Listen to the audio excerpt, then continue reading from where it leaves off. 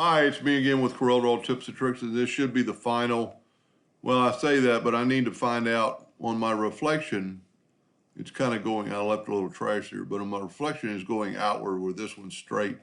So we've got our Rubik's Cube finished from what we've done before. We're going to Control D and make a duplicate of it, bring it down here, and then we're going to mirror it because we want the opposite color. So we got, let me move this a little closer.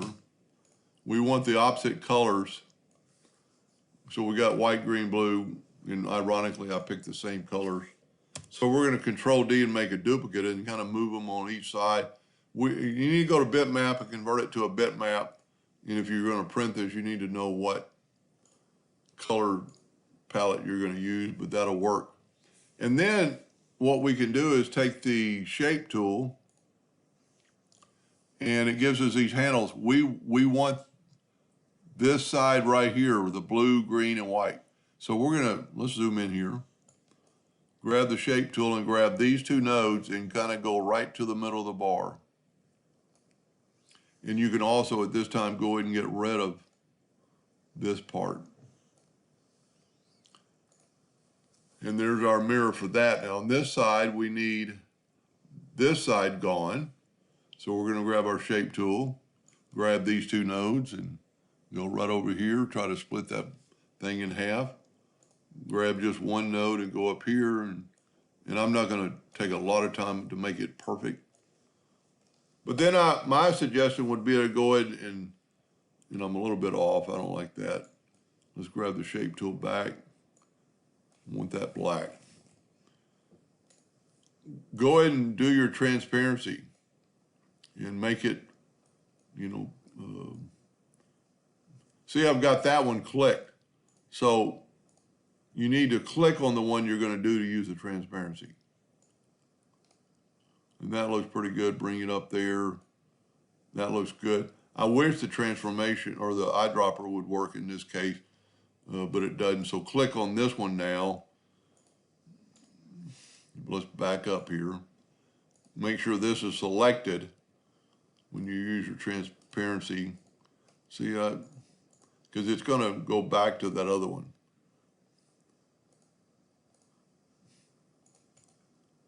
Tell you what, let's move that out of the way. See if our transparency is just working on that one spot. I'm not real big in using transparency. We don't get to use it as gravers, but we're at 100. I'm gonna see if we make a white down here. Nope, that's just the opposite. So let's back up here. You can see I don't use the transparency tool very much. There we go. That looks not too bad. Now what we need to do is move it up here and you're going, well, that's not gonna fit. Well, our nudge factor is still set pretty low, so we're gonna bring it up here and then we're gonna double click on it and skew it. We almost got it the first time. And then your nudge factor is still pretty low, so you can move that over just a hair. I wish the nudge factor worked on this skew part. That doesn't look too bad. I would go a little bit more transparent next time. And then just skew this up. And see, there's where I'm getting that edge. So if I figure it out, I'll let you know. I'm getting a weird edge there. I don't think I can spin it because it's going to get in the way of the other one. And if we move this, if we spin this, we're going to have an edge on that side. But you know what we might be able to do is go order back a page. Nope, that isn't going to work. So let's just back up here and it's going to have to just be a little angle there. Maybe somebody will chime in that uses the transparency tool more than I do. And I'm going to nudge this up just a hair to make the bottom even. Whenever it's not going fast enough, you can hold down the shift key and it'll go a little faster. That doesn't look half bad. It's not as transparent as I'd like because you could always go back and try to do it some more. There we go. There we go.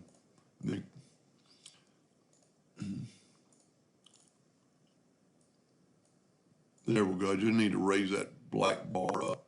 Now what I did to do this is just take a rectangle and color it in with a gray, and then we're going to use the interactive fill tool and go to this right here, which is fountain fill and radial, and just make a, kind of a item like that. Then bring your Rubik's Cube into it. I'm not going to say you're ever going to use this, but then go up to Object and Order and Front of Page. Kind of looks like a reflected on a mirror. I could use a little bit more transparency. There we go. Maybe it's better to do it last after you see what you've got. That didn't, well, I see one mistake. When you're using the transparency, you got this bar. See this line going through here? You need to kind of even it out. Anyway, a little fun project. I hope that helped a little bit. Thank you for watching.